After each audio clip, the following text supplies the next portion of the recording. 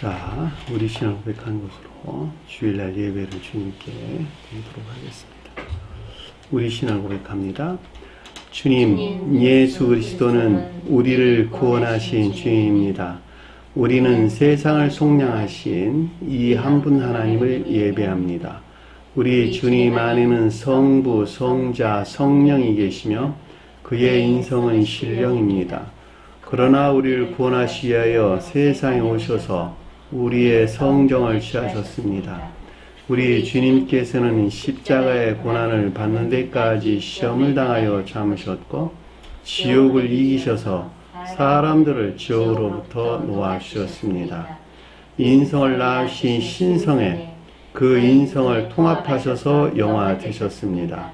이 영화 없이는 아무도 구원을 받을 수 없습니다. 사람은 주님을 믿고 그의 계명을 지켜야 구원을 받습니다. 주님의 계명은 주님께서 우리를 사랑하신 것 같이 우리가 서로 사랑하라는 것입니다. 아멘. 자, 오늘 말씀 보도록 하겠습니다. 마태복음 27장 32절에서 38절 말씀 보도록 하겠습니다. 마태복음 27장 32절에서 38절 말씀 보도록 하겠습니다. 나가다가 시몬이란 구레네 사람을 만나매 그에게 예수의 십자가를 억지로 주어 가게 하였더라. 골고다 즉 해골의 곳이라는 곳에 이르러 쓸개 탄 포도주를 예수께 주어 마시게 하려 하였더니 예수께서 맛보시고 마시고자 하지 아니하시더라.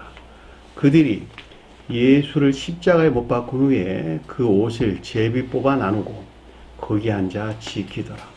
그 머리 위에 이는 유대의 왕 예수라 쓴 죄패를 붙였더라. 이때에 예수와 함께 강도 둘이 십자가에 못 박히니 하나는 우편에 하나는 좌편에 있더라. 아멘. 자, 지난 시간에 공부했던 내용을 잠시 살펴보도록 하겠습니다.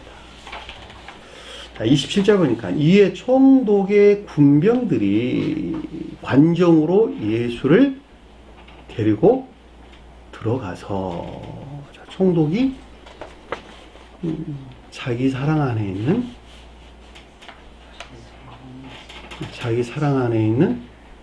악과 결합된 내면적인 기역지다 그랬죠. 왜 빌라도 총독인데 왜 이렇게 자기 사랑 안에 있는 것이라고 이야기를 합니까? 라고 여러분들이 의문을 가질 수 있겠네요. 그렇죠? 근데 제가 여러분들이 설명드렸던 것 같이 빌라도라고 하는 사람이 로마에서 파견된 사람이기 때문에 로마가 자기 사랑에 속한 악 가운데 있는 우상숭배적인 믿음을 가르치려 이렇게 설명을 드렸죠. 반면에 이집트는 온갖 거짓된 지식들에 소박되어 있는 사람들을 가리키는 말 뜻이에요. 이집트와 로마를 여러분들 구분해서 이해를 해줬으면 좋겠다. 이집트는 지식 또는 세상적인 학문 또는 철학 이런 것들이 측면에서 설명되고 있고 이로마는 자기 사랑에 속한 악 가운데 있는 자들에 대한 설명이다라고 합니다. 그러니까 이집트는 거짓들이 측면에서 로마는 악들이 측면에서 설명입니다. 이렇게 여러분들이 단순하게 좀 이해해도 괜찮을 듯 싶습니다. 복잡하게 생각할 것이 아니고 그러니까는 자기 사랑 안에 있는 악에 속한 거짓 가운데 있는 자들이 빌라도에 있죠. 빌라도이다. 그 빌라도를 총독이라는 이름을 덧붙인 것은 빌라도가 교회 밖에 속한 자이기 때문에 가나안 땅 밖에 있는 자들이기 때문에 이들의 측면에서 볼 때에는 가나안이라고 하는 종교를 관장하는 내면적인 기업지다. 종교를 주장하는 내면적인 기업지다. 이렇게 제가 설명을 드렸단 말이죠. 그러니까 한 사람 안에서 보면 빌라도 총독 군병은 그 사람 안에 있는 이들이 표징하는 것들을 가리키는 것으로 빌라도가 뜻하는 자기 사랑에 속한 악과 결합된 자연적인 것들하는 일반적인 것들 또는 내면적인 기역치라는 말로 이해될 수 있다라고 하는 것을 우리가 넉넉하게 헤아려 볼 수가 있습니다. 왜냐하면 자기 마음 안에 있는 빌라도요, 총독요 다 자기 마음 안에 있는 것들이니까 대제사장, 장로, 백성들 다 자기 마음 안에 있는 거예요. 하나는 성원이신 주님에게 취한 것이 하나는 성원 밖에 있는 것들이고 성은 밖으로 그들이 교회에서 분리됐다. 성은이 교회에서 분리된 이방교회로 넘어갔다라고 하는 것은 내 마음이 주님 안에 있었던 내 마음이 성은으로부터 분리된 이방 사람 안에 이방 교회 밖에 이방이나 내가 머무르는 상태를 가리킨다면 내 마음 상태가 성은 밖에 존재하는 내 마음 이렇게 이해하시는 것이 좀 편할 듯 싶기도 하네요. 결과적으로 볼 때 이걸 한 사람 안에서 이해하게 되면 모든 것들은 다 넉넉하게 깨달아 알 수 있다라고 하는 걸 분명히 알 수 있겠죠. 군병들이라고 하는 것은 종속되어 있는 것들이죠. 왜냐하면 총독을 섬기는 것이니까 종속되어 있는 외면적인 기억지를 가리킨다. 외면적인 기억지라고 말하든 지식이라고 말하든 다 같은 말로 될 수 있는 거예요. 왜냐하면 기억지고 지식들이니까. 그렇죠? 자, 관정으로 갔다 그랬는데 이것이 통치자의 재판정 이런 뜻인 말이에요. 그러니까 여기서 나온 분별이나 결정 또는 행위, 판단 이런 거 판단, 결정, 행동 이걸 가리켜서 관정이라는 말로 이해될 수 있는 것이죠. 여러분 자신 안에서 가져오면 금방 알 수 있어요.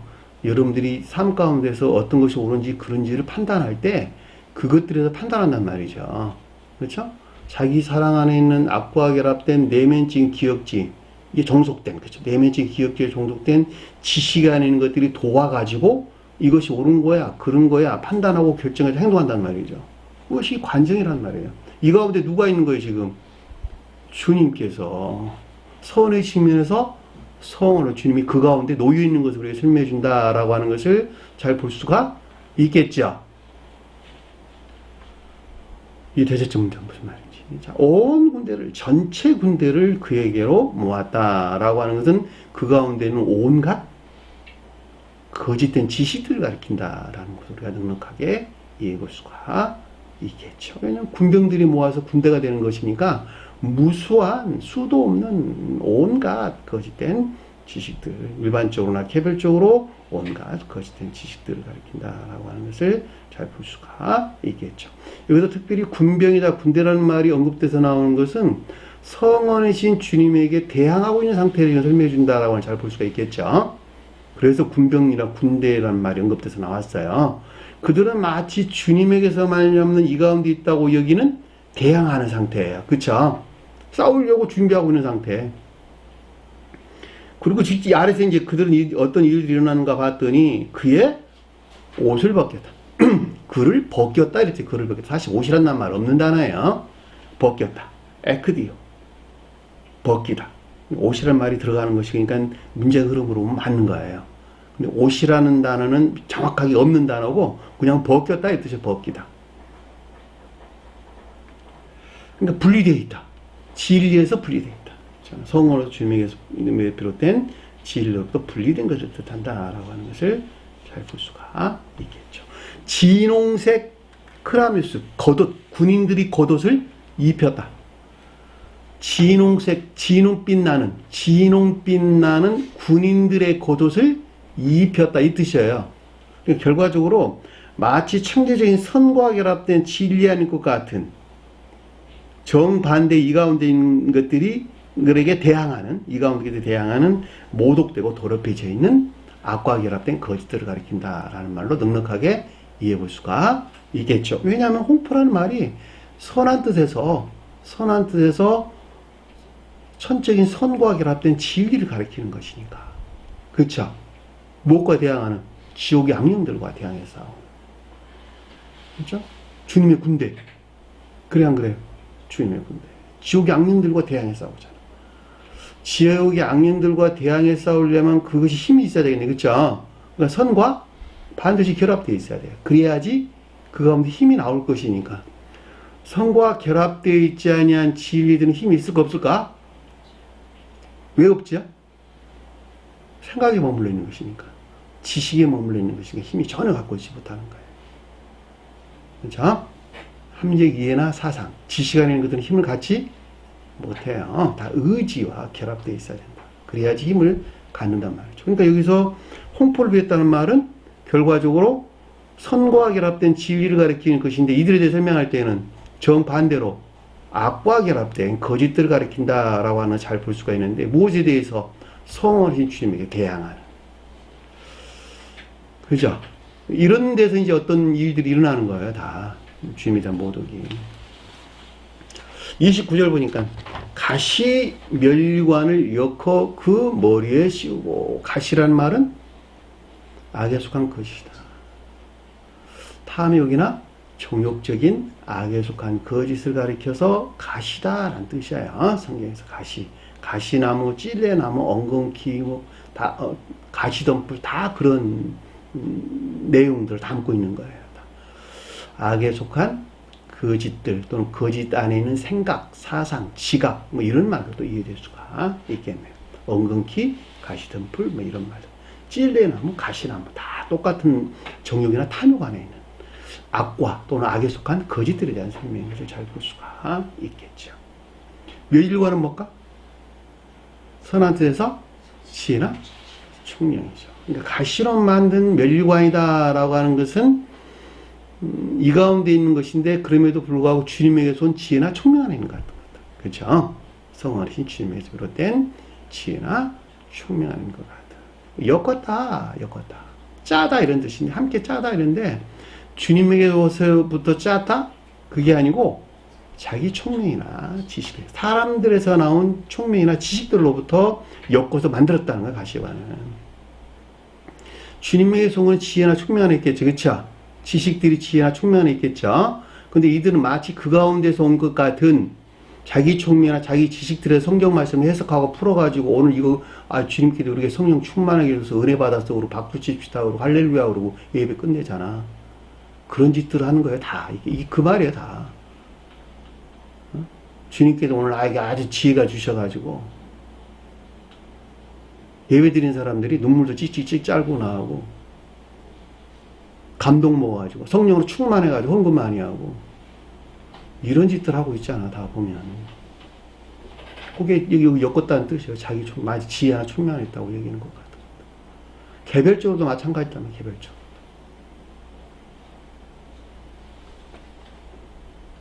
그 머리에 씌웠다라는 말이 광기 안에 있는, 광기나 망상 안에 있는 사람들. 주님에게서 온 지혜나 총명했다, 여기는. 자기 총명이나 지식들에서 만들어낸 이 가운데 있는 것들이 마치 지혜는 같은 광기나 망상 안에 있는 상태를 그의 머리에 씌웠다라는 말로 우리 넉넉하게 이해해 볼 수가 있겠죠. 갈대를 그 오른손에 들였다. 오른손이라는 것은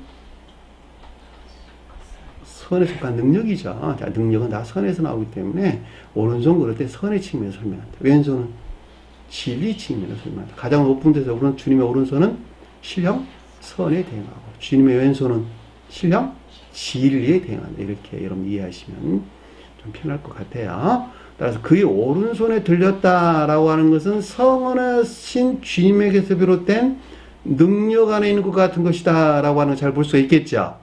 그것이 오른손에 들린 거예요. 주님 오른손에. 근데 그게 뭘 들렸다고? 갈대를 들렸더라. 갈대. 지팡이를 들린 것이 아니라 갈대. 나무로 만든 지팡이도 아니야, 이거는. 잎사귀, 풀잎사귀의 줄기 이런 뜻이에요. 원어를 보면. 풀잎의 줄기.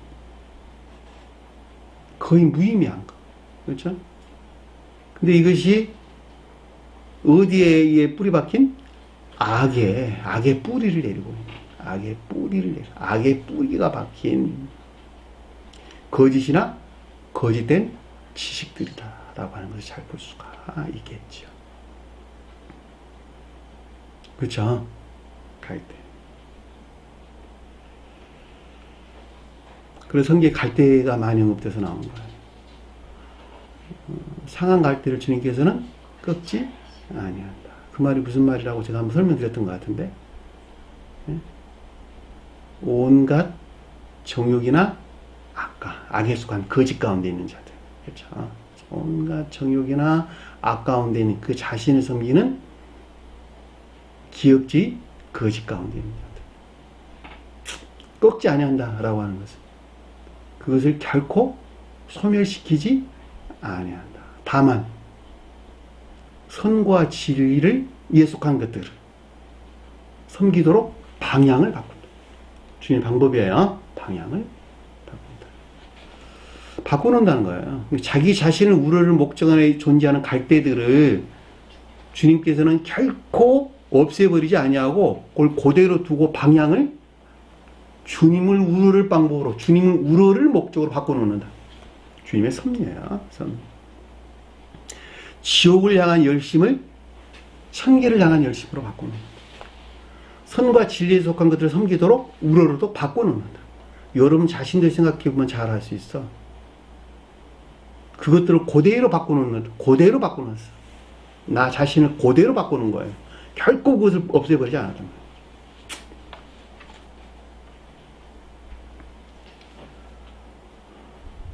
그 앞에 무릎을 꿇었다라고 하는 것은 마치 성원이신 주님을 향한 겸비에서 그렇듯 예배하는 것 같은 정반대의 교만함인 것을 가리킨다라고 하는 것을 잘 볼 수가 있겠죠. 무릎을 꿇는다라고 하는 겸비에서 그렇듯 예배예요. 그러니까 이들에 대해 설명할 때는 반대로 교만하는 상태죠. 교만하나, 나는 교만이 아니에요. 가르침에 따라 가르침이 일치한 삶 가운데 살지 아니한 것만큼 주님을 향한 교만 안에 있는 것을 가리키는 말의 뜻이에요. 자, 희롱한다라고 하는 것은 동의하지 아니하고 일치하지 아니하는 상태. 그렇죠. 성어리신 주님이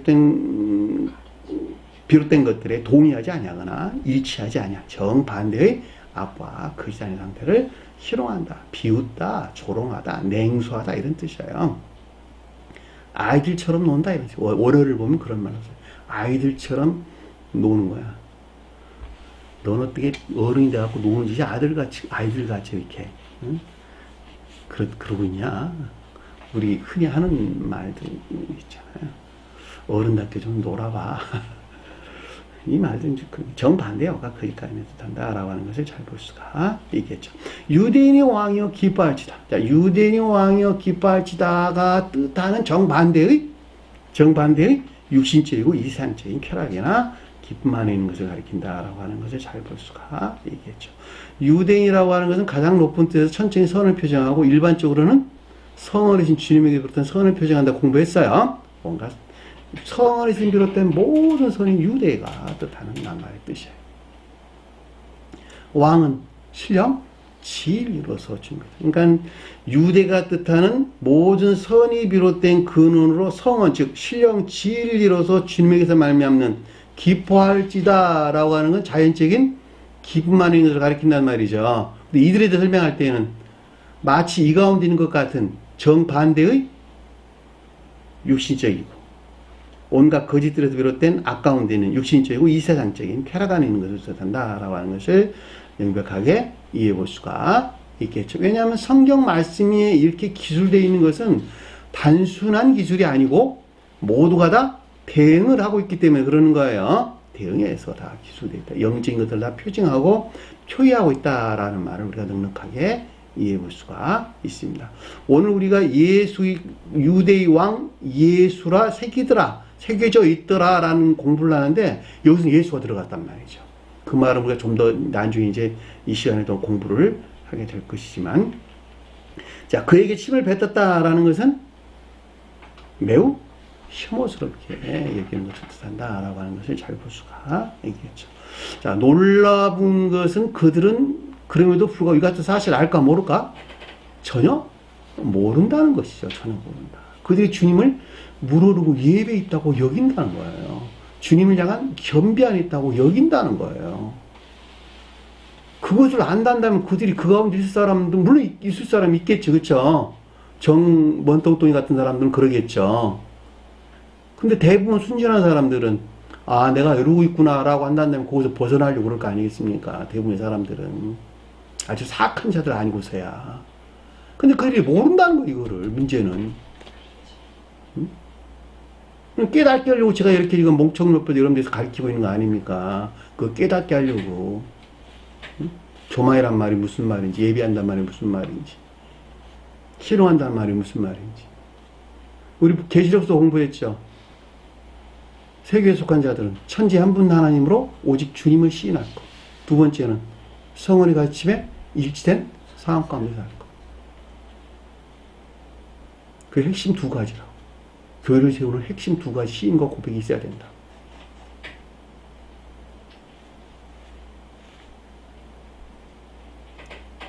갈대를 빼앗아 그 머리를 치더라. 자, 갈대를 빼앗다는 하면 악의 뿌리를 받고 나온 거짓들이나 거짓된 지식들로부터 그 머리를 쳤다라고 하는 것은 내적으로나 외적으로 이 가운데 모든 것들에 대해서 위해나 폭행을 가하고 있는 상태로 이렇게 설명해 준다라고 하는 것을 잘 볼 수가 있겠죠.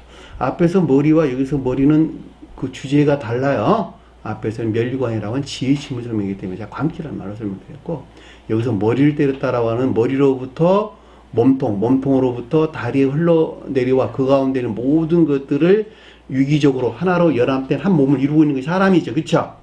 그러는 것 같이 머리를 때린다라고 하는 것은 거기서부터 모든 것들에게 자행하는 폭행을 뜻한다라는 말로 넉넉하게 이해해 볼 수가 있겠죠.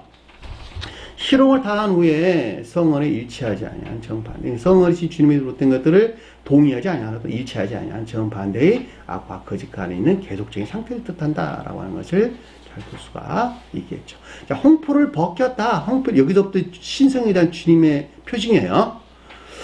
마지막 주님께서 영화되기 위한 최후 심판, 그러니까 최후의 영적 시험에 대한 내용이 아래 지금 설명에서 나왔단 말이죠.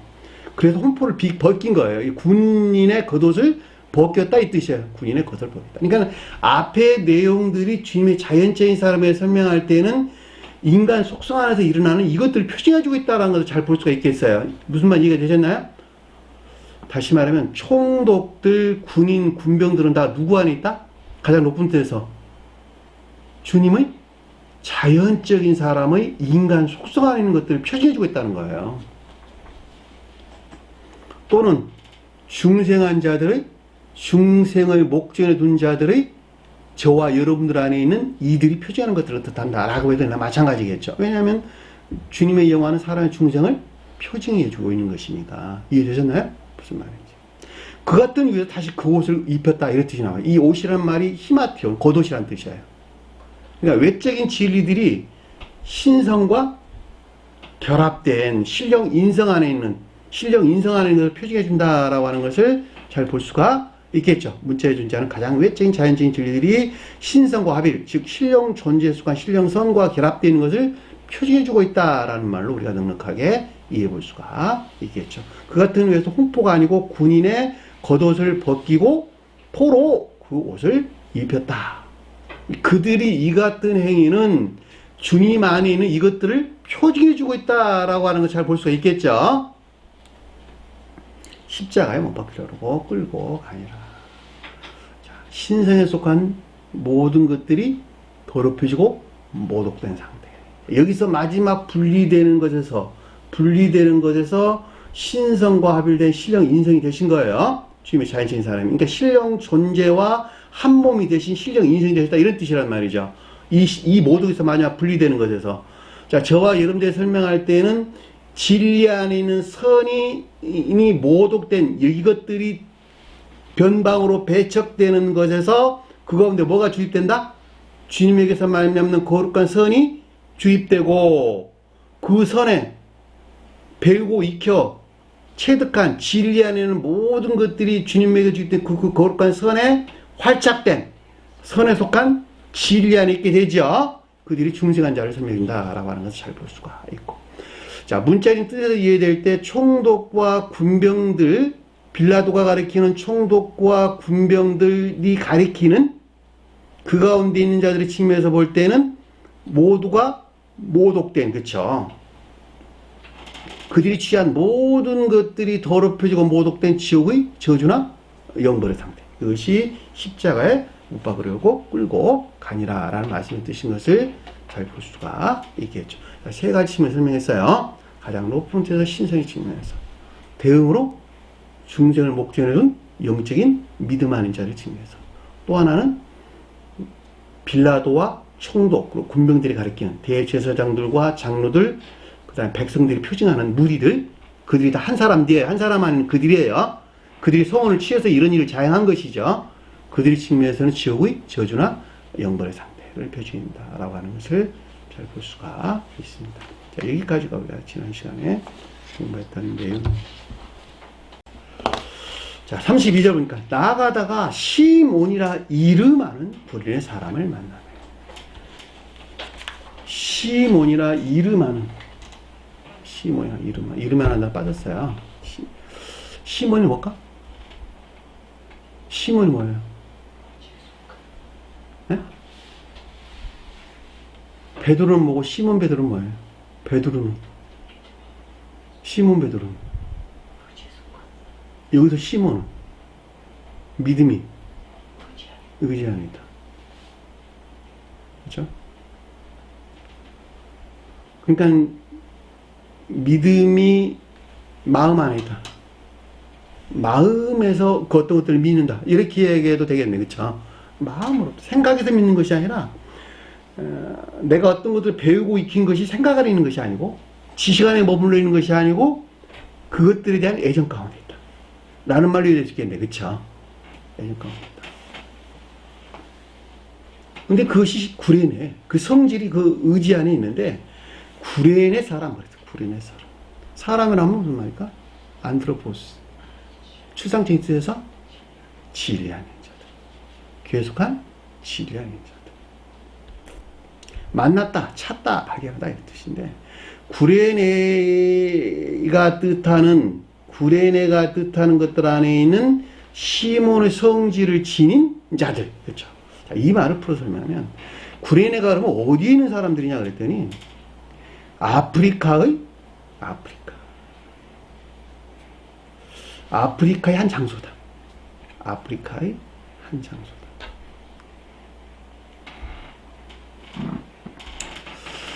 근데 스테판 원어 성경의 사전을 보니까 이거는 리비아의 항구 도시다. 이렇게도 나와 있어요. 리비아의 항구 도시다.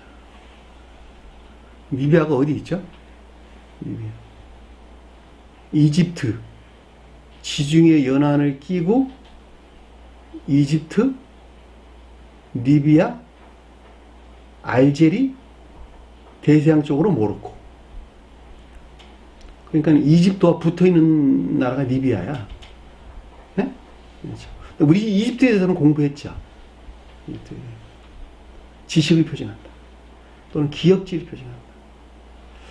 자기 사랑에 속한, 겉사람의 고유 속성에 속한 아까운 것들을 섬기는 지식 안에 있는 것들.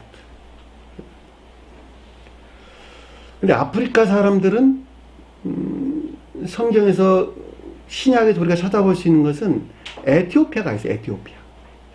에티오피아를 구스라는 말로 설명되는데 구스. 구스가 에티오피아야. 에티오피아가 선과 진리에 속한 지식 안에 있는 자들 또는 영적인 비단에 있는 자들, 영적인 비단에 있는 자들, 청계적인 빛을 간직하고 있는 자들. 우리가 계시록서에서 아시아 7교회에 편지하노니 그럴 때 그 아시아가 진리 빛 가운데 있는 자를 설명한다 그랬죠. 근데 아시아가 거기서 말하는 아시아라고 하는 것은 지금으로 우리가 보면은 여기 그 터키 쪽, 이탈리아 요쪽 교회를 좀 동네를 말하는 낱말이에요. 시리아 서쪽, 북쪽 뭐 이런 말로 얘기할 수가 있겠네요. 근데 여기서는 지금 이집트 쪽에 가리키는 아프리카 땅을 우리에게 설명해 준다라고 하는 것을 잘 볼 수가 있겠죠. 그러니까 이 말을 풀어서 설명하면, 그러니까 구레네라라고 하는 사람은 선과 진리에 속한 지식 안에 있는 자들, 선과 진리에 속한 지식 안에 있는 것들로 이 지식들이 실천되는 행위 안에 있는 자들. 시몬이라 이름하는 구레네 사람. 자, 시몬이라 이름하는 구레네다라고 하는 것은 선과 진리에 속한 지식 안에 있는 자들로 이 지식들이 실천되는 행위 안에 있는 자들. 그 말을 시몬이라 이름하는 구레네 사람이다. 자, 이들이 성은 밖에 있다, 성은 안에 있다. 성은 밖에 있다. 밖에 있는 거예요. 성은, 왜냐하면 아프리카 땅에 있는 자들이니까 성은 밖에 있으나 그럼에도 불구하고 영적인 비단이 있단 말이에요. 이들이 선과 진리에 속한 지식들을 가지고 있어요. 어디로부터 물려받아? 고대 그들이 조상 교회로부터 전수받은 그 가운데 고대 교회가 존재했다, 존재하지 않았다. 고대 교회가 존재했다는 거예요. 가나안 땅으로부터 흘러내려와 가지고. 이해되셨나요? 가나안 땅으로부터 유입되어 그 가운데 고대 교회가, 고대 영적인 교회가 존재했었고, 그 조상들로부터 알게 모르게 흘러내려와 선과 진리에 속한 지식들을 가지고 있었단 말이죠. 그리고 이 지식들이 실천되는 행위하는 자가 여기서 시몬이라 이름하는 구레네 사람이다. 그래서 사람이란 말로 언급돼서 나왔단 말이지. 그러니까 사실은 성은 밖에 있으나 그럼에도 불구하고 성원에서 유입된 이것들을 가지고 있단 말, 지식들을 가지고 있단 말이죠. 그걸 가리켜서 시몬이라 이름하는 구레네 사람이다 라는 말로 이해될 수가 있는데, 이 구레네 사람에 대해서 복음서에서 언급된 내용을 한번 찾아볼게요. 오늘 시간이 좀 많이 걸릴 것 같은데, 그래도 한번 찾아봐야 될 것 같아요. 왜냐니까 여러분들이 좀 더 명확하게 이해를 주기 위해서 마가복음서 15장 21절 한번 볼게요. 마가복음서 15장 21절.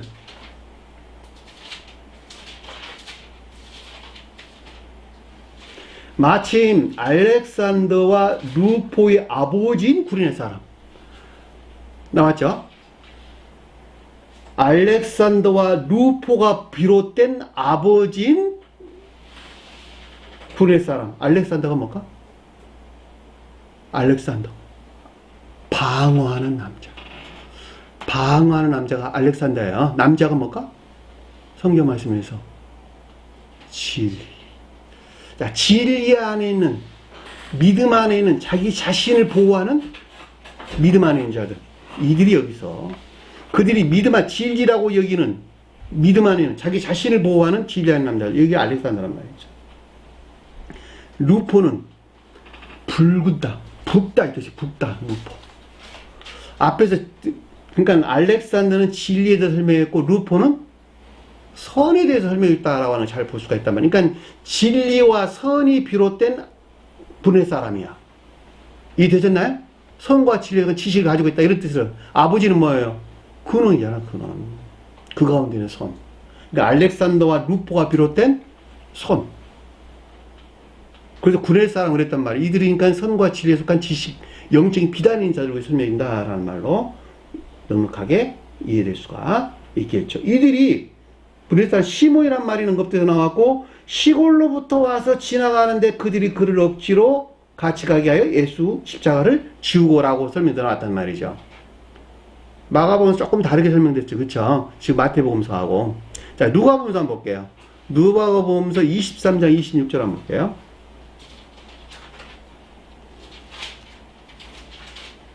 누가복음서 23장 26절.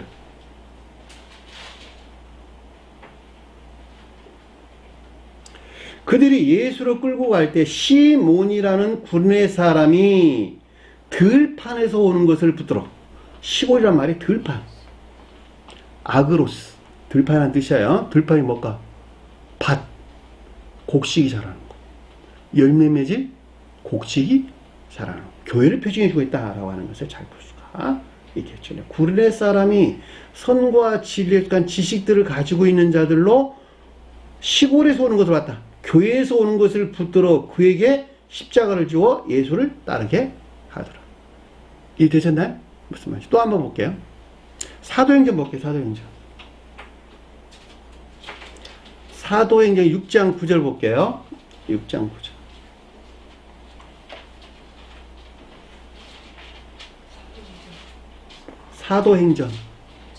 사도행전 6장 9절.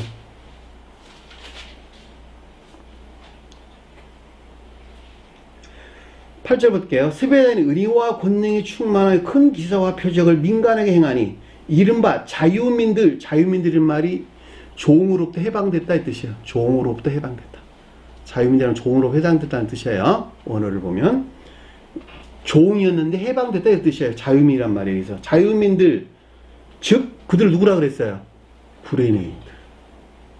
알렉산드리아는 이집트에 있는, 카이로가 제일 수도라면 두 번째 큰 도시가 알렉산더 대왕이 만든 알렉산더 제국대 만든 큰 도시가 알렉산드리아죠.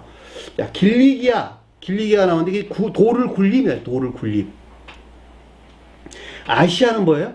아시아에선 진리 비단에 있는 자들. 그러니까는 구레네인과 알렉사인과 길리기아와 아시아에서 온 사람들, 진리 비단에 있다.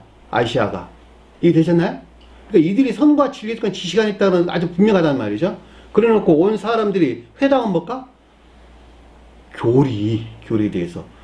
스데반과 더불어 요구할 논쟁이 아니에요.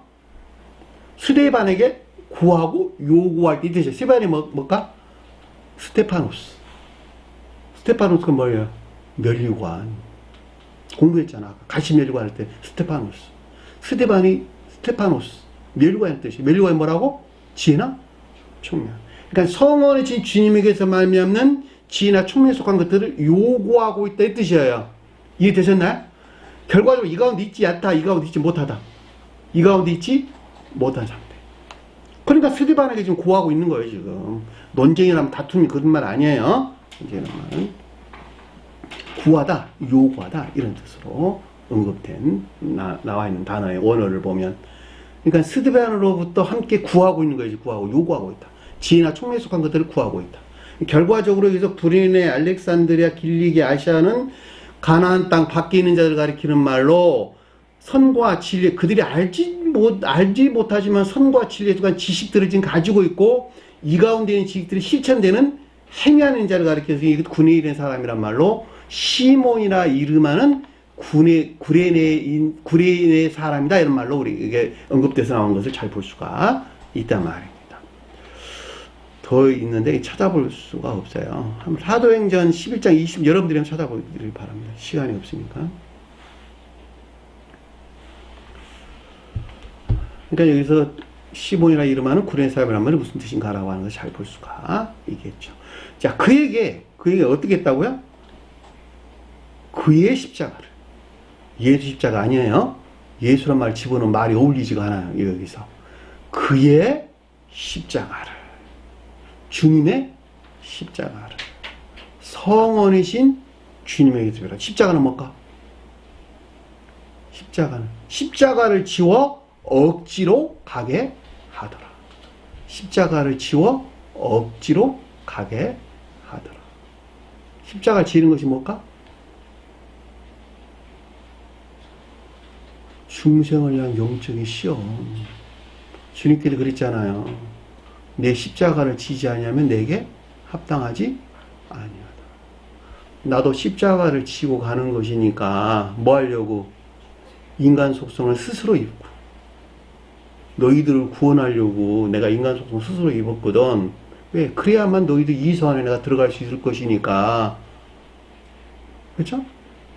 그리고 나는 신성으로부터 나 자신으로부터 이 가운데 모든 것들을 지옥으로 쳐놓고 십자가를 지고 영적 시험을 통해 신성과 합일되어 신령 인정이 된 것 같이 처음 존재하는 나 자신과 하나 된 것 같이 너희들도 반드시 뭐라고? 중생을 위해서 영적인 시험을 져야 한다는 것이죠. 영적인 시험을 과정을 겪어야 한다는 것이죠. 중생을 위한 성원에서 비롯된 영적인 시험을 표징하는 것으로 그의 십자가를 지웠다라는 말 뜻인 것을 잘 볼 수가 있겠죠. 그러니까 결과적으로 32절 말씀 누구에 대한 내용이에요? 저와 여러분에 대한 내용을 잘 볼 수가 있단 말입니다. 그냥 결과적으로 구레네 사람은 누구예요? 새로운 기회가 재건될 수 있는 사람을 가리킨다라는 말로 넉넉하게 이해해 볼 수가 있겠죠. 다시 말해 개혁될 수 있는 사람을 가리킨다는 데는 마찬가지예요. 억지로 줬단 말이에요. 무슨 말일까? 억지로 줬다.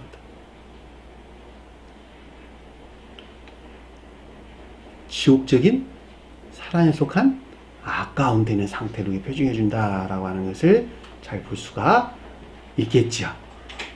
왜냐 억지로 졌다는 말은 사랑에 속한 진리 아니다? 사랑에 속한 지혜 아니다? 아니잖아. 그렇죠? 억지로라는 말은 자기 마음에서 그것들을 받아들일 상태 있지 못하다? 있다 있지 못하다? 있지 못하다. 그러니까 영적인 시험이 오는 거예요. 왜? 지옥적인 사랑에서 나온 거짓들로부터 계속적으로 진리 가르침들을 공격해 대는 것이니까 십자가를 진리니까 이 힘들어. 그러니까 억지로 졌다는 말로 성경에서 나왔잖아요. 지금 영적인 시험을 겪는데 주님에게서 왔다 지옥에서 왔다. 네? 지옥에서 내가 지옥 안에 머물러 있는 까닭.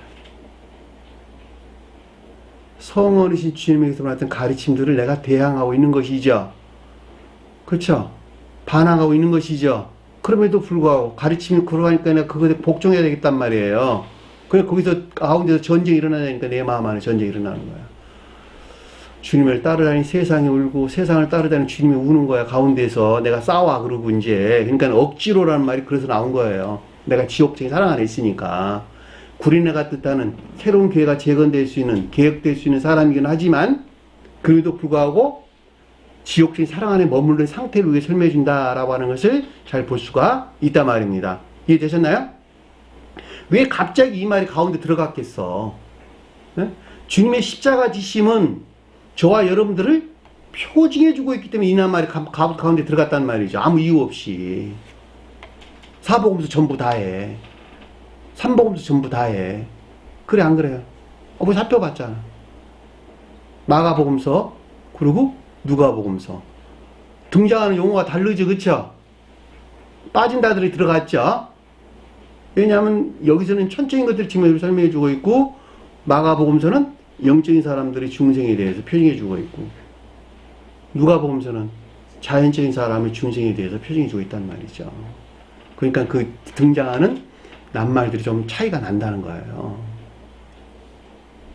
무엇이 먼저 써져 거기서 이렇게 표절한 것이 아니고 누가 말하대요. 제일 처음에 쓰진 것이 누가복음서고 그 다음에 마가복음서, 마태복음서고 그냥 그건 개신교 속한 사람들 하는 소리고 잘 몰라가지고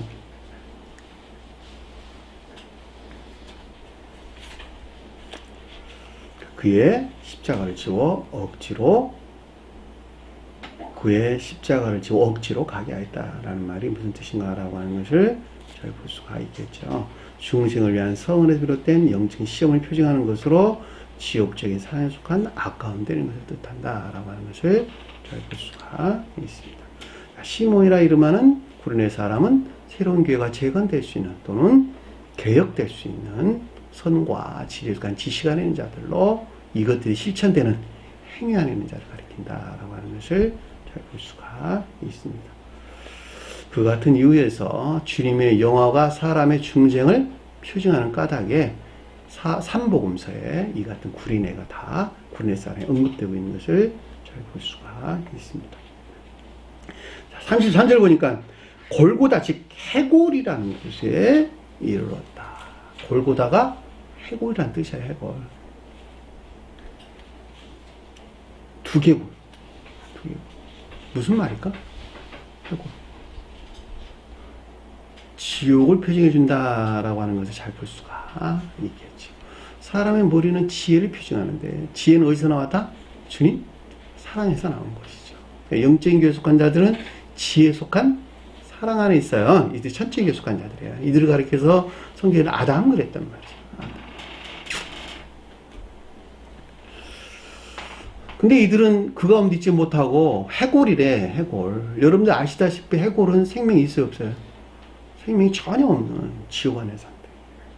영적인 생명이 멸절된 지옥의 저주나 형벌의 상태를 가리킨다라는 말을 우리가 설명이 없이도 이거는 넉넉하게 이해될 수 있는 것이죠. 해골이란 말이 그런 뜻이란 말이죠. 갈보리산 위에 갈보리란 말 성어에 있을까 없을까? 네? 갈보리라는 말 성어에 있어요 없어요? 네?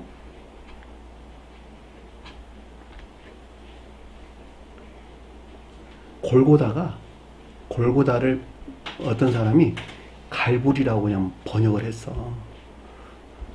골고다가 갈불이에요. 갈불이.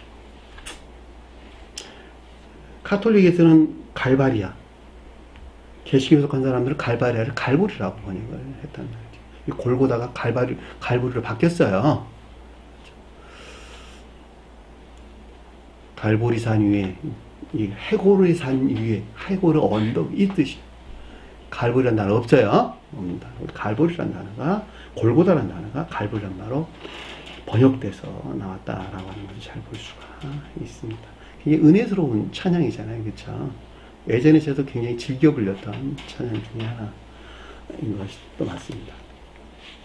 결과적으로 이 해골이라고 하는 것은 영적인 생명이 멸절된 지옥의 저주나 형벌의 상태를 표징하는 것으로 가장 높은 뜻에서 볼 때는 신성의 측면에서 주님의 자연적인 사람 안에 있는 이 같은 상태를 우리에게 설명해 준다라는 것도 넉넉하게 이해해 볼 수 있고, 또 저와 이런 데 설명할 때는 영적인 생명이 멸절된, 그렇죠?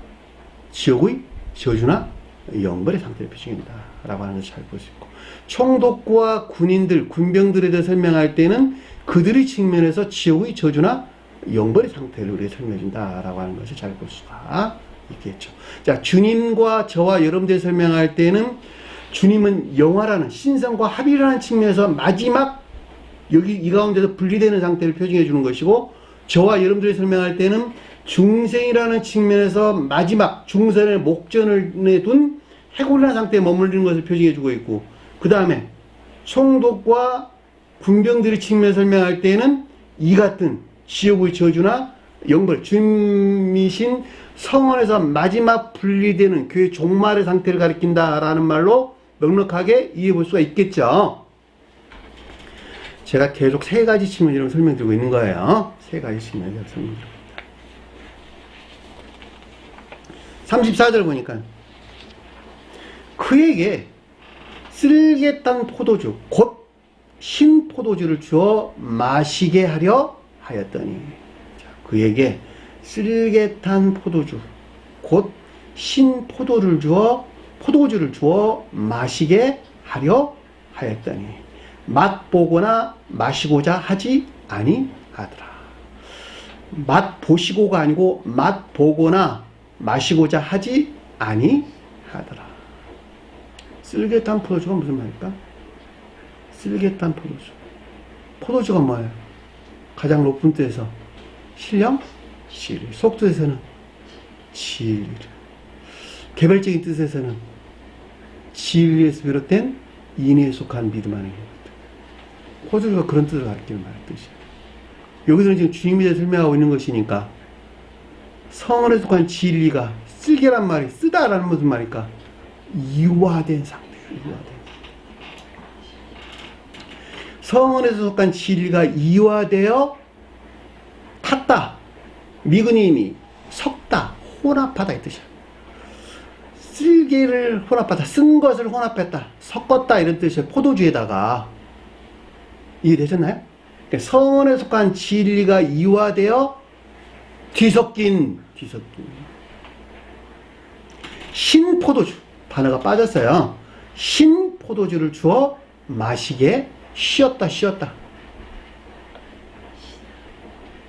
신 음식 쉬었다.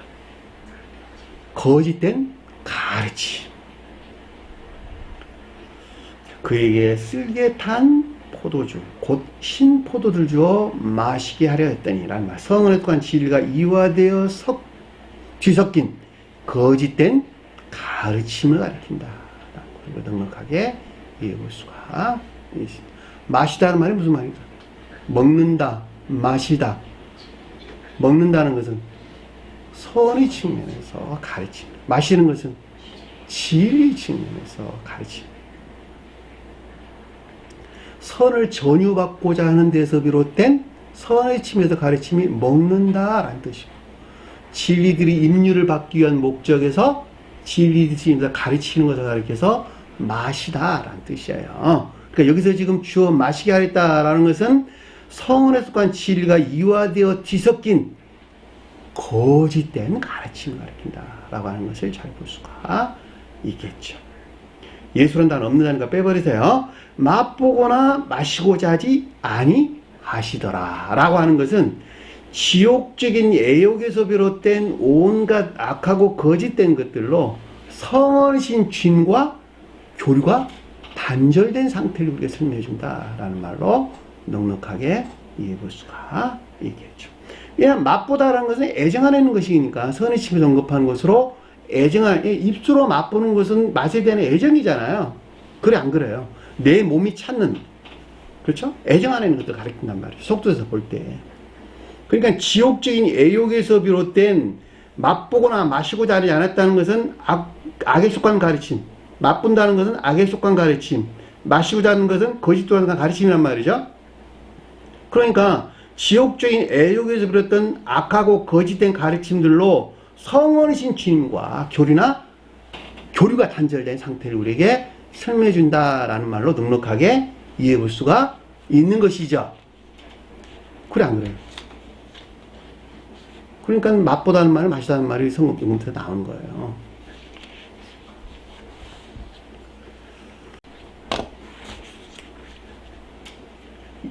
(35절) 보니까 그들이 그를 십자가에 못 박으노. 자, 그들이 그를 아니라 그를 다 빼버렸어요. 그들이 예수란 단어 없는 단어예요. 그를 십자가에 못 박고 이 뜻이 못 박고 후회라는 말 없는 단어예요. 못 박고 성원이신 주님에게서 비롯된 선이 모독된 지옥적인 저주와 영반의 상태를 설명해준다라고 하는 것을 잘 볼 수가 있겠죠. 자, 중생을 목전에 둔 진리 안에 있는 모든 것들은 모독되어 있다, 모독되어 있지 않다. 네? 모독되어 있다. 왜 모독됐죠? 네. 진리 안에 있는 모든 것들이 어디에 뿌리를 내리고 있다? 그 사람의 고유 속성에 속한 악 가운데 뿌리를 내리고 있다. 이게 되셨나요? 자, 내가 진리를 사랑해. 중생한 자에 대한 설명이에요. 중생 밖에 있는 자는 선을 모독할 수 있다, 없다? 모독할 수 없다. 교회 속한 자들이 선을 모독하는 것이죠. 그렇죠? 자, 교회 밖에 있는 자는 뭘 모독하는 거예요? 문자에 존재하는 주님을 모독하는 것이죠. 자연적인 진리 안에는 선을 모독하는 것이죠. 무엇과 밀착되어 있는 관능적인 자연적인 사람과. 자, 관능적인 자연적인 사람과 결합되어 있는, 따라서 겉사람의 고유 속성에 속한 악 가운데 뿌리를 내리고 있는 진리 안에는 선들이 다 모독되어 있는데 그것이 여기서 십자가 못 박힌 것이 뜻한단 말이죠.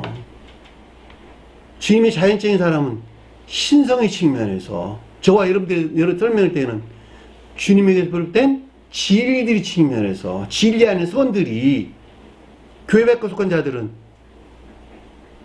문자적인 뜻에서 취한 주님을 우러르는 예배 안에 있다고 여기는 악 가운데 있는 것들. 이해되셨나요? 그 말이 십자가에 못 박히다 라는 뜻이라는 말이죠.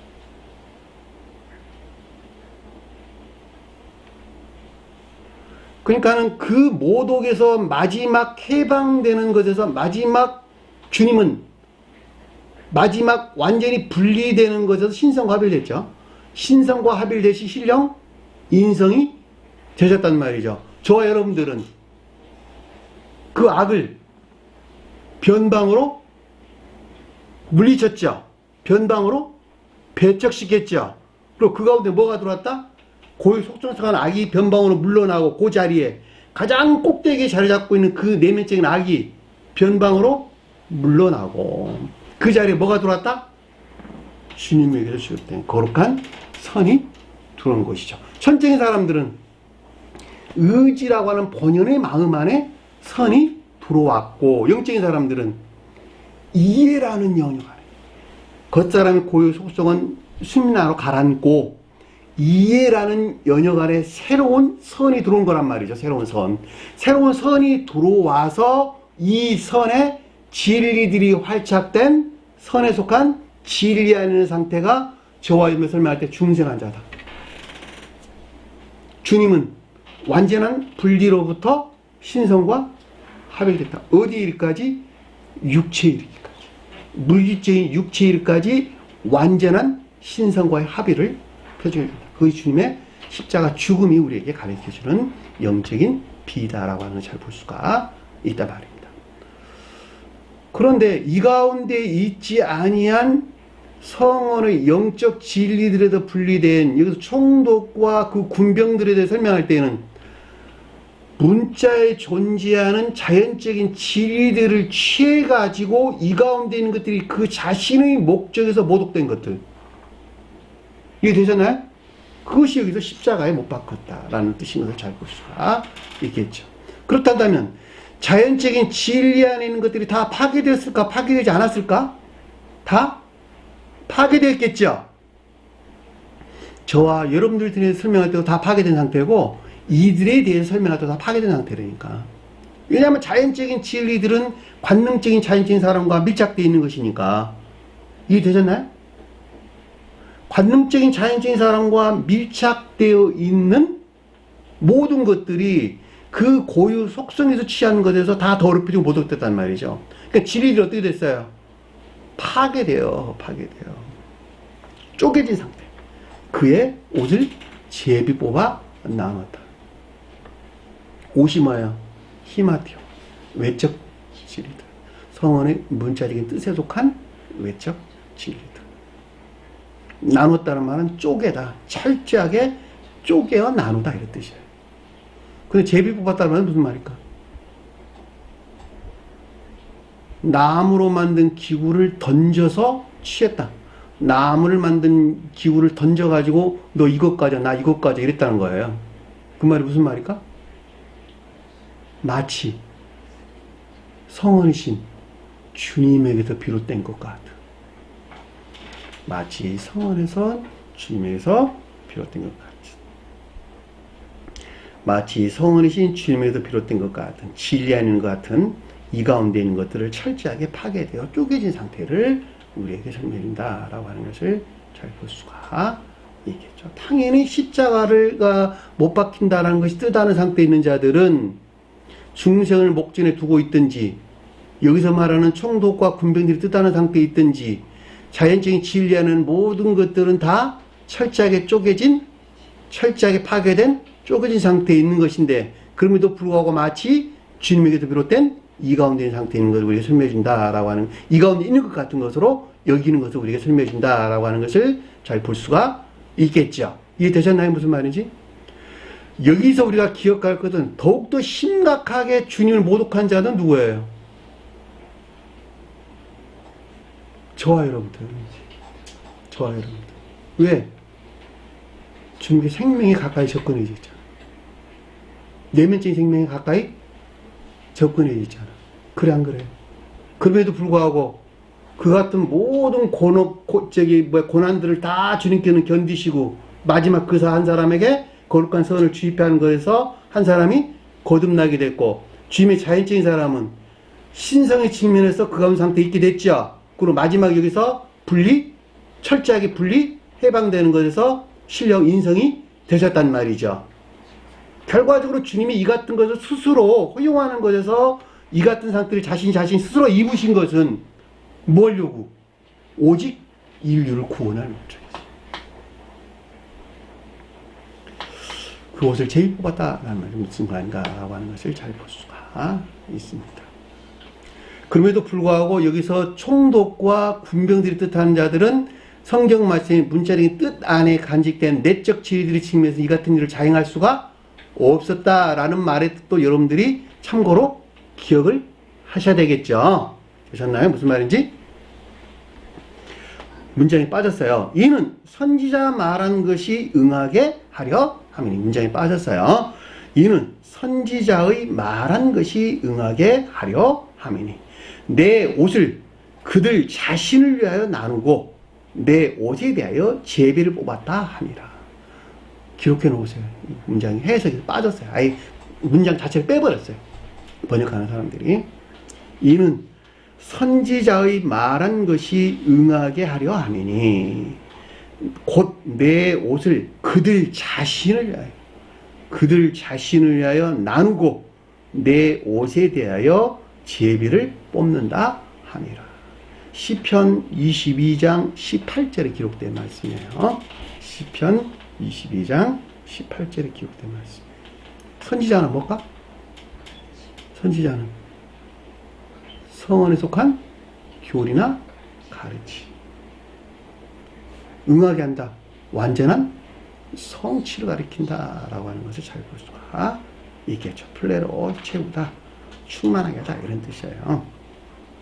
그 내용이 뭐냐 그랬더니 내 옷이 뭘까? 문자의 존재하는 자연적인 진리들. 문자의 존재하는 자연적인 진리 또는 문자의 존재하는 외적 진리들이라고 해서 얘나 마찬가지겠죠.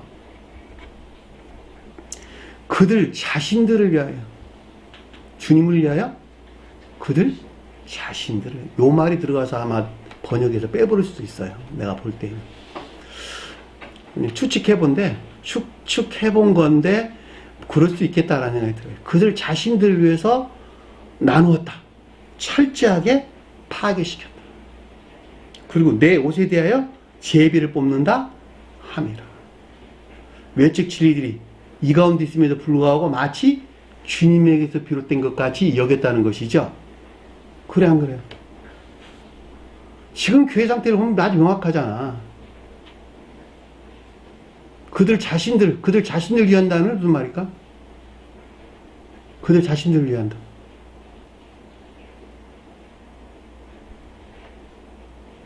자기 사랑에 속한 지배적인 욕망.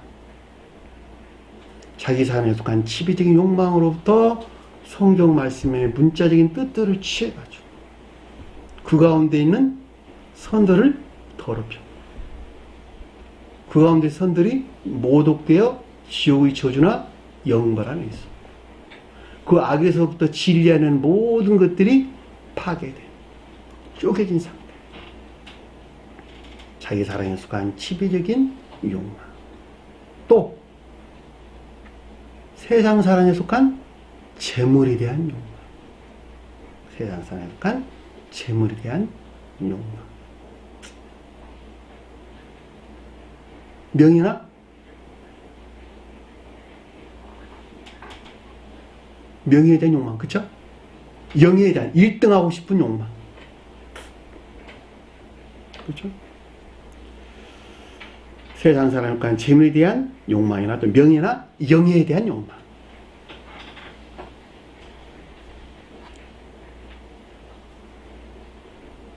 또 하나 뭐 있을까? 간통에 대한 욕구. 간통에 대한 욕구. 혼인의 정반대에 있는 간통에 대한 욕구. 가장 동물적 욕구 안에 있는 거예요. 가장 동물적 욕구 안에 있는 그 본능적인 본능으로부터 성언을 취해가지고, 성언이 도구되어가지고, 그래, 안 그래요? 성언이 도구되어서 영혼도를 사로잡고, 그 가운데 있는 영도, 육도, 몸도 다 망가뜨리는.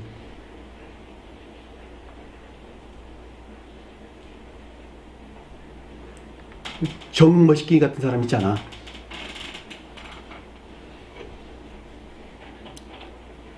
간통에 대한 욕구. 그 주인이 누구예요? 가장 사악한 악마가 자기 사랑에 속한 지배적인 욕망. 그 가운데 있는 것들의 모든 것들이 종속되어 있어요, 다. 그렇죠? 그러니까는 관능적인 자연적인 사람과 밀착되어 있는 문자적인 뜻에 속한 자연적인 진리들이지, 그렇죠? 자, 관능적인 사람과 밀착되어 있는 자연적인 진리들이 더 이상 그 자신을 우러르지 아니하고 주님을 우러르는 상태로 바뀌어야 되는데, 그 바뀌기 마지막 상태에 머물러 있는 그 가운데 모든 것들은 그 관능적인 사람에서 취해가지고, 그게 고유 속성이에요. 관능적인 사람이 취해가지고 이 가운데 진리들이 모독된 상태. 교회 속한 자들 다, 저와 여러분들.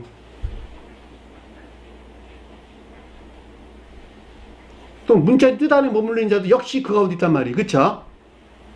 문자의 뜻 안에 있는 자는 그 가운데에서 그들의 목적에서, 그 자신들의 목적에서 그 가운데 것들을 다 취해가지고, 자기 사랑에 대한 지배적인 욕망에서 취해가지고, 세상 사랑에 대한 재물이나 명예나 영예에 대한 욕망에서 취해가지고, 간통에 대한 욕구에서 취해가지고, 다 더럽힌 상태.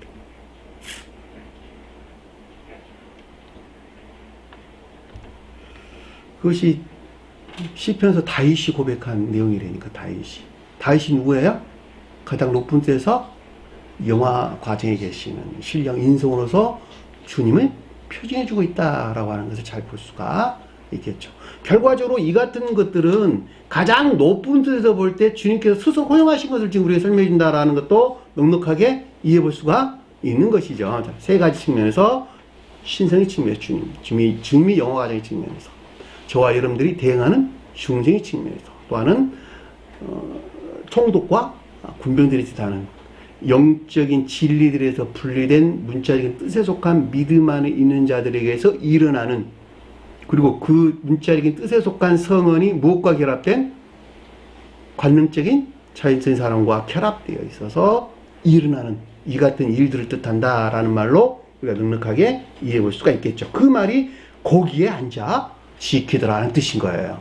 삶 가운데 있는 것들, 자연적인 삶 가운데. 그리고 그들이 거기에 앉아 지키더라. 이 가운데 있는 것들이 보호되고 보존되고 있는 자연적인 삶을 뜻한다라는 말로 우리가 넉넉하게 이해해 볼 수가 있겠죠.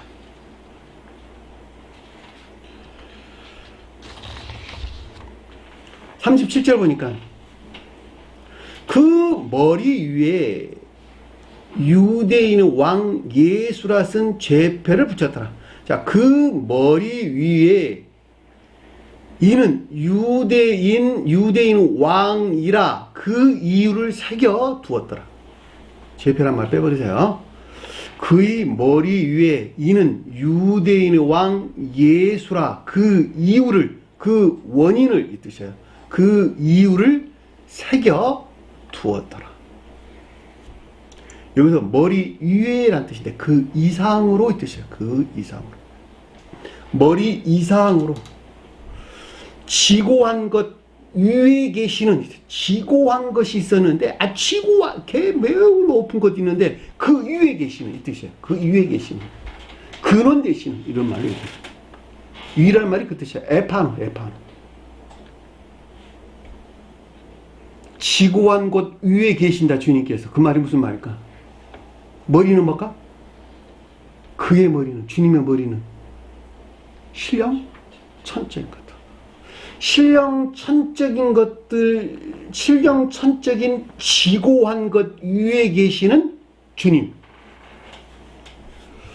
쉽게 말하면 뭘까? 신령 율법으로도 주님. 신령 인성으로도 주님.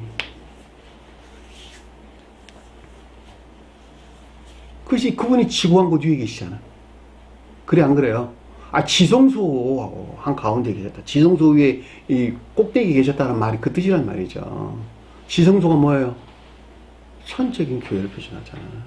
가장 높은 세대는 신령 천적인 것. 성소는 신령 영적인 것. 뜰은 신령 자연적인 것. 결과적으로 성소가 신령 인성으로서 주님을 표징하네. 그 가운데 있는 지고한 곳 위에 계시는 주님이 뭘까? 신령 천적인 지고한 곳 위에 계시는 신령 존재와 한 몸 안에 있는, 그렇죠. 이 말이 그 머리 위에 한 몸 안에 있는 유대인 예수, 왕 예수가 뜻하는 거예요. 유대인은 뭐예요? 모든 선이 비롯돼.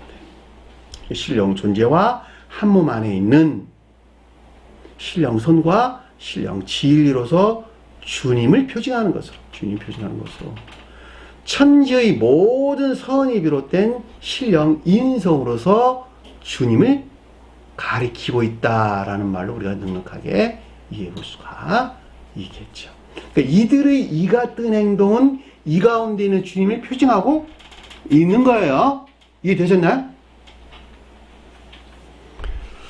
성경 말씀의 문자적인 뜻들은 영적인 비가 간직되어 있지 아니한 것은 단 한 군데도, 단 하나도 없다. 저와 여러분들이 하는 이 모든 것도 다 영적인 것들을 표징하고 있는 것이다. 왜? 교회 안에 들어와 있기 때문에 그렇다는 거예요. 하물며 이들에 의해서 일어난 이 같은 것들은 문자인 뜻에서 단순하게 이해한다는 것은 참으로 어리석은 짓이다.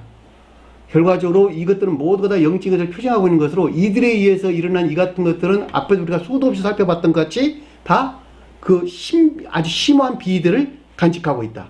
그렇게 볼 때 여기서 머리 그 이상으로 유일한 말이 에파노 그 이상으로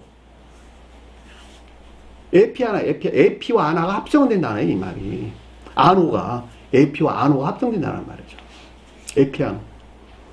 그러니까 천적인 신령 천적인 지구왕 위에 계시는 유대인 왕 예수란 말이에요. 유대인 왕 예수. 신령 존재와 한 몸 안에 있는 신령 선과 왕은 뭐예요? 신령 지위로서 주님.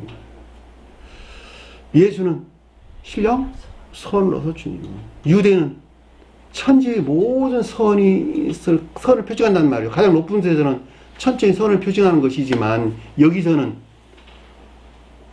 천하에 존재하는 하늘과 땅에 존재하는 모든 선이 이 주님에서 비롯됐다니까. 그러니까 천하에 존재하는 모든 선이 비롯된 신령 인성으로 주님을 가리켜서 유대인 왕 예수라 그 이유를 새겨두었더라. 제패란 단어 없는 단어예요. 그 이유를 새겨두었다. 아이티야. 제패란 말이 아이티야. 이유, 원인이에요. 원인.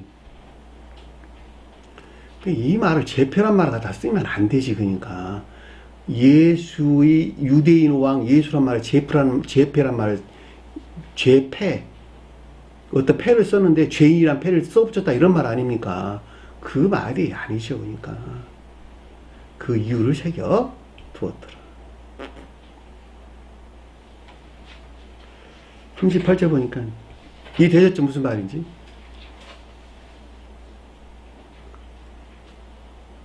여러분들이 요 37절 이거 이해할 때 아까 제가 말씀드렸던 십계명이라고 아니 이걸 성막에 저기 지성도 위에 있는 신령 율법만 여러분이 생각해도 이 말이 무슨 뜻인가라고 하는 것을 잘 볼 수가 있단 말입니다. 신령 존재와 한 몸 안에 있는 신령 인성으로서 주님을 가리키고 예수는 그 가운데 있는 신령 선으로서 주님, 왕은 신령 진리로서 주님, 유대는 이분 주님에게서 비롯된 모든 선을 표징해주고 있다라는 말을 우리가 넉넉하게 이해해 볼 수가 있단 말입니다. 이걸 어떻게 모를 수가 있어? 에? 그게 이상하지. 그걸 성서에서 우리 가르침 주고 있잖아. 지성소인 십계명에서 두 돌판으로부터. 두 돌판이 어린 양이라며. 신령 율법을 주님을 가르친다며. 신의 산 꼭대기 불로 내려오신 주님을 가르친다니까. 그분이 곧 주님 자신이잖아. 신령 존재로 주님 자신. 신령 존재가 한 몸 안에 있다는 말은 신령 사랑과 결합된 신령 지혜에 속한 신령 진리 안에 주님을 가리키는 거예요. 신령에는 다른 말로 하나님 아들이라는 말로 설명해서 나왔어요. 하나님 아들. 그렇죠? 아버지는 신령 존재. 아들은 신령 인성으로 주님. 성령은 아버지가 아들을 통해서 일하시는 주님의 영. 영이 내 몸을 통해서 활동하는 주님 자신을 가리킨다니까. 주님의 영이 주님의 신령 인성을 통해서 활동하는 주님의 영을 성령 그랬다니까. 한 번 주님 안에 지금 자신이에요. 무슨 말씀 잘 아시겠죠? 38절 보니까 이때 그에게 함께 강도 둘이 십자가에 못 박히. 여기서도 언급된 이유를 알 수 있겠죠. 왜? 저와 이런 데 설명할 때문에 그러는 거예요. 여기서 이 강도 둘이란 말이. 가장 높은 데서는 주님의 인간 속성 안에는 이것들 표징해 준다니까? 네? 이해되셨나요? 주님 진리 안에 있는 인간 속성들, 주님 진리 안에 있는 인간 속성들, 그것을 가르쳐 강도 둘이란 말을 설명해서 나왔어요. 강도란 말이 무슨 말일까? 노획물이란 뜻이 노획물. 노획물. 전리품. 그런 분도 이해되시나? 영적인 전쟁에서 승리하여 얻은 물품들. 영적인 전쟁이 뭐예요? 시험 가운데.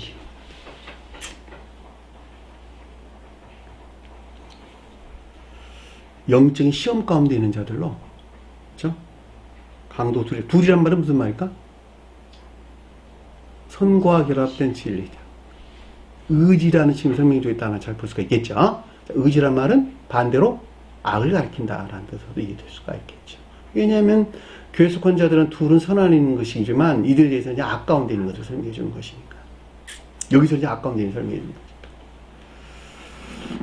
그러니까 중생의 노정 가운데 중생의 과정에 있는 자들로 그 자신의 목적에 속한 악으로부터 지위들을 취해 이 가운데 있는 선이 모독된 지옥의 저주나 영벌의 상태가 강도 둘을 십자가에 못 박히니 란 뜻이에요. 이해되셨나요? 자, 영적인 시험 중에 제가 아까 십자가 못 박혀 선이 모독됐다는 말이 진리하는 모든 것들이 겉사람의 고유 속성의 뿌리를 내리고 있는 까닭에 그 악으로부터 진리하는 것들을 취해서 선이 모독됐다 이렇게 설명드렸죠. 그것들 중에 설명이 됐단 말이죠. 중생의 시험 중에서 중생 과정에서 그 자신의 목적에 속한 악으로부터 진리들을 취해 십자가에 못 박혔다. 다시 말하면 선이 모독된 지옥의 저주나 영벌의 상태가 여기서 강도 둘이 십자가에 못 박히니 라는 뜻인 것을 잘 볼 수가 있겠죠. 이해되셨나요? 강도가 전리품, 노획물이라는 뜻을 가지고 있는 원어를 보면 전리품이라니까. 전리품. 전쟁에서 승리해서 얻은 자. 그러니까 영적인 시험에서 지금 중생을 향해 있는 자들인데 그럼에도 불구하고 자신의 목적에 취했다. 고의 속성에 속한 악으로부터 취했다. 그 말이 둘을 취했다. 둘이란 뜻이란 말이에요. 둘. 십자가에 못 박혔다는 말은 진리 안에는 선이 모독된 지옥의 저주나 영벌의 상태. 이 말은 지금 총독과 군병들에 대한 설명이에요. 저와 여러분들의 설명이에요. 저와 여러분들에 대한 설명이라니까. 중생 입문한 자에 대한 설명이에요. 중생 입문한 자들. 그런데 아래에 보니까 뭐라 그랬어요? 하나는 우편에, 하나는 왼편에. 우편에 있다는 무슨 말일까? 우편에. 인애에 속한 믿음 안에 있는 자들. 왼편은 인애에서 분리된 이에 속한 믿음 안에 있는 자들. 우편은 그럼에도 불구하고 중생을 목전에 둔 인애에 속한 믿음 안에 있는 자들. 왼편은 인애에서 분리된 이에 속한 믿음, 염소들. 우편은 양들. 왼편은 염소들. 주님께서 양과 염소를 나누었죠. 그래서 안 그랬어요? 염소는 지옥으로 들어갔죠. 그쵸? 양들은 구원받았잖아. 결과적으로 중생하기 전에는 저와 여러분 다 강도 아니에요. 다 강도들일까, 다 강도들. 그럼에도 불구하고 우편에 있는 자들은 주님께서 용서하신 것에서 구원이 성취되는 거예요. 그렇지 못한 자들은